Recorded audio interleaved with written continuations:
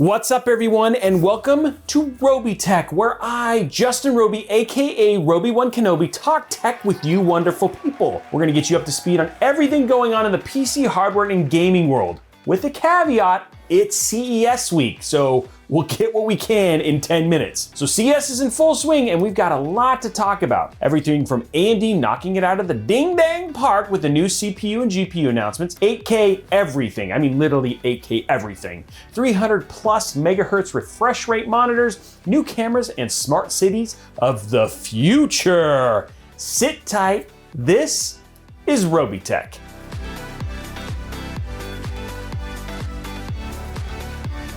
As we said in our last episode, and really every episode in the past while, AMD has gone all Arya Stark with their kill list, and they are crossing off names as they murder the competition with all their announcements this week. Man, where the heck to even begin? First things first, we gotta give a slow clap to the internet for being right about the 4800U. Good job, internet, good job. AMD is delivering a strong 8-core, 16-thread CPU for laptops, which they are putting in everything. If you want an Asus ROG laptop this year, guess what? Your options are Ryzen 4000, maybe switch it up a bit in a little more Ryzen 4000s. Oh, hey, let's not forget the Ryzen 4000. Now, AMD is surging into the laptop market, and so far it looks like they are dominating in 2020 with nearly every major laptop manufacturer offering up a beefy boy or Slim Jim Lappy with the new AMD CPU. AMD is also dropping the mic with the announcement of the new 3990X to round out the Threadripper lineup with 64 #beefy cores and 128 lightning fast threads. I can also appreciate the shade that they threw at Intel over the 9900K when they said they needed 3 screens, 1, 2, 3 screens to show how much faster the 3990X is than the 9900K. Now, while it's not an apples to apples comparison, I got a bit of a chuckle. Now, to put it in perspective against an actual competitor, AMD threw down against a dual Xeon 8280 setup that cost $20,000 and absolutely tarnished it during a V-Ray render by 30 minutes. Now, for a CPU that cost exactly the same as its name, 3990, how intelligent, AMD. That is an insane performance difference for the price point. Now, AMD had partnered with Red, the cinema camera company that built their own RAW video codec, while they were able to decode and play back their RAW RGB video in real time. If you don't know what that means, it's just crazy. Go with it. Now, on the GPU front, we were right once again that the RX 5600 XT would be announced. I mean, XFX did leak their thick boy, so we kind of had it coming and confirmed either way. But we also got news that AMD is making slimmed down RX 5 series cards for mobile. That's right, the 5500 XT, the 5600 XT, and the 5700 XT are all coming to a laptop near you. We also saw improvements to FreeSync and their Smart Shift technology that, when turned on, gave you about 10% better performance. It just works. Now, AMD is definitely delivering on their promise at the beginning of the keynote that they were committing to content creators and gaming, so color me excited for AMD in 2020 and beyond. But AMD, what? No hardware ray tracing solution? Come on! Every year we see a new version of Origin's the Big O, and every year they do not disappoint. Now this year, they are building them inside Corsair's new 280X case that they can modify to fit a console of your choice, as long as it's an Xbox or a PlayStation. But do they just toss an Xbox or PlayStation on the side and slap the panels on? Heck no! These things get its own custom water cooling and option to add an SSD, which you should do, and if you're wondering why, we did a video on how to improve console performance with an SSD that you should check out by checking out the link right here. Now there's an optional Elgato 4K 60 Pro capture card and so much more.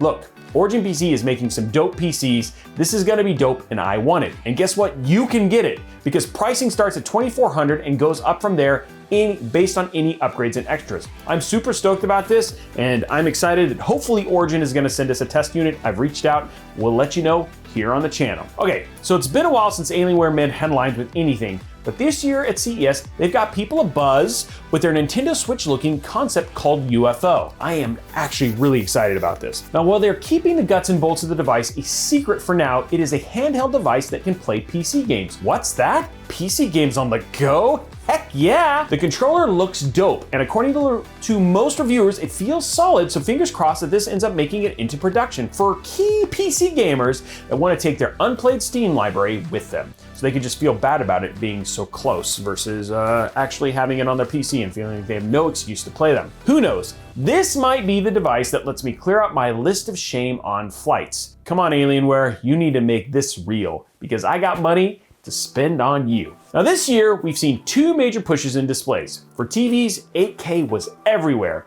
Every manufacturer had a plethora of 8K TVs with no bezel, thin bezels, rolling TVs, bendy TVs, and even panel screens that snap together like the playmat you had when you were a kid. Now we reported on Samsung's 8K TV in our last video, and we still aren't sure if the world's quite ready for 8K when streaming services aren't really capable of delivering a great 8K experience. Unlike Robotech, which are all filmed in 8K, and we cannot wait for you to see this beautiful face in all of its 8K glory. Amazing. Right, Brian? These are all in 8K? I'm on it. Yeah, well, he's on it. Especially when internet service providers limiting bandwidth and any plan that isn't a business plan having data caps. Sad face. Now for monitors, the big thing this year was super ultra fast, snappy, 300 plus hertz refresh rate monitors. NVIDIA revealed their tech for a 360 hertz refresh rate gaming monitor made by Asus. The ROG Swift 360 is the highest refresh rate monitor to date. They had CSGO Pro Nothing. What's up, Nothing? It's good to see you again. Well, I don't really see you, but hey, we did a panel in Chicago together. Hope you remember me. And after playing on the new monitor for a while and going back to the 240 hertz, he said that there was a noticeable difference. I wonder how much it paid him to say that. Okay, I'm just kidding. It was probably real. Now, it will be interesting to see how much this catches on in the gaming world because, let's face it, this is going to be expensive. Now, sure, if you're an esports pro or play competitively, this makes sense for you to get it. But for the average gamer, your snap reflexes aren't going to require a monitor with a refresh rate this high. Hello, I am a pro solitaire player and I cannot wait to get my hands on this. Now, it's great to see innovations that are happening here, but the important part is how this is going to affect the pricing and existence of 120 Hz and 240 Hz monitors from ROG, and the same could be said about 4K TVs getting cheaper now that 8K is the new hotness. Yay for cheaper tech. So, automakers tend to show up at CES with ludicrous vehicle concepts and autonomous driving and smart tech that really isn't going to make any practical applications, but we like looking at them nonetheless. Mercedes this year brought their Vision AVTR concept to the show that inspired by the movie Avatar. Yeah, the one from 10 years ago, and is designed to connect with the driver and has bionic flaps and panels on the rear of the car that act like hair on the back of an animal when it's running. I know.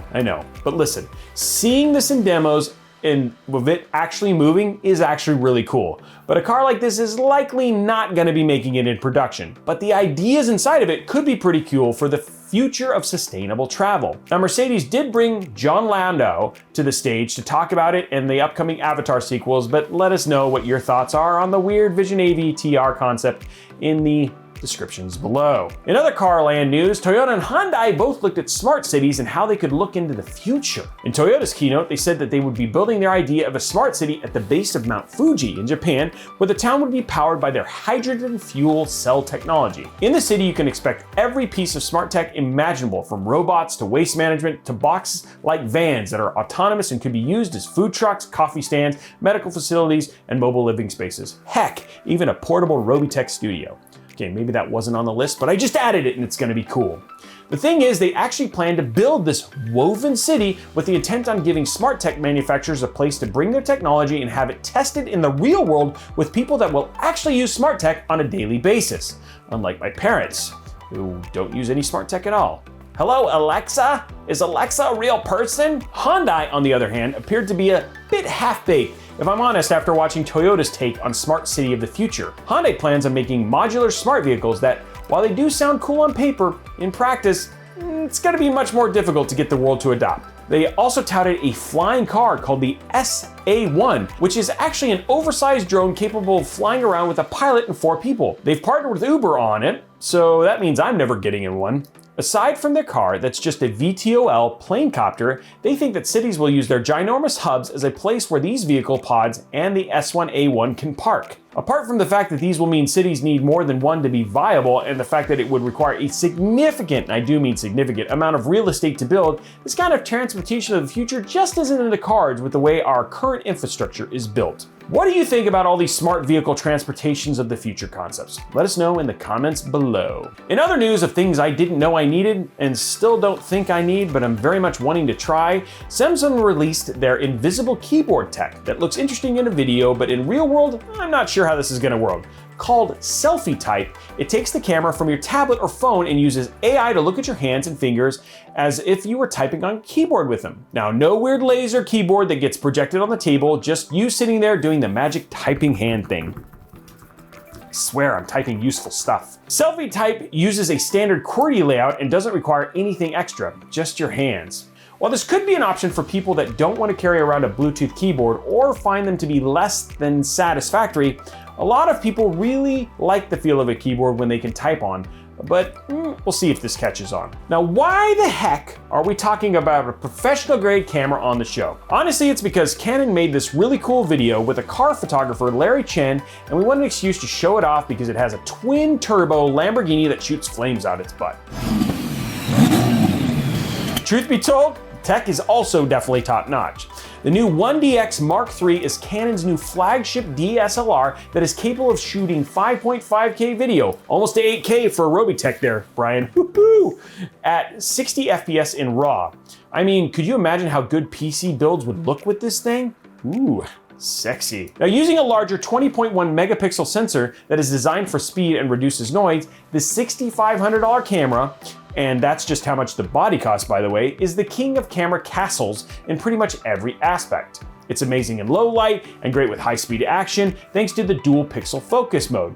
Now, Larry Chen went ham on a biscuit and literally shot using the camera for nearly 5 days straight, driving from one shoot to the next. No one can deny that the results speak for themselves. And with the camera coming out in February of this year, we might need to pre-order this thing. What do you think? What do you think, Brian? We should pre-order this? We should get it right away? We should get 2 so we can have 11K. That's right. If you add it together, you get 11K. And by the way, when you do pre-order it, Brian, check this out. It comes with a free 64 gig CF Express card and card reader. Bonus! I mean, what is that? Like, that's what, 20 bucks? 20 seconds worth of film. Yeah, and 20 seconds worth of film. Okay, maybe we won't be pre-ordering it, but as always, when professional versions of cameras start pushing the bar higher, the more affordable cameras start to get better tech moving forward. And that's good news for streamers looking to make the switch to DSLR or mirrorless cameras rather than a webcam. Come on, guys, get with the times. Let's Canon cameras for everyone. We'll be like the Oprah. You get a Canon camera, you get a Canon camera. I don't know. I think we can afford half of. Well, ladies and gentlemen, that is it for Robitech today. There was so much more CES coverage to be had. Robots, smart toilet paper dispensers, a toothbrush that will brush your teeth for you, but we don't have time, sorry. Also, Sony's big announcement was the logo for the PS5, and yep, they did in fact change the 4 to a 5. Can confirm. Now let us know what you thought about the CES coverage this year and CES in general in the comments below. You think the world is ready for 8K? What about 8K me? Are you excited for AMD dominating everything? You think you could get used to an invisible keyboard? Let us know in the comments below. Now while you're down there, be sure to slap that subscribe button, whip that like button, and ring that notification bell so you get a notification each and every time we post a new video. Also, head on over to mixer.com/Roby1Kenobi and give us a follow over there for our live show every Wednesday from 7 p.m. to 9 p.m. Pacific. Also, be sure to drop us a follow over on Twitter and Instagram at Roby1Kenobi. And hey, we're on Facebook. Hello, 1984. We're over on Facebook at facebook.com/RobyTech. Thank you so much for watching. Now, go play some games or go look at some weird tech because there's lots more CES coverage coming up. #BeefyCores.